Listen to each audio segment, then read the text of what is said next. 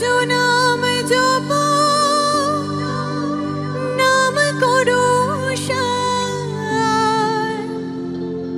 হরি নামে ভাষাও তোরে হয়ে যাবে পার হরি নামে মাতোরা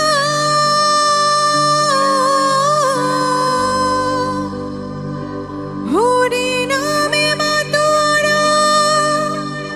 সারা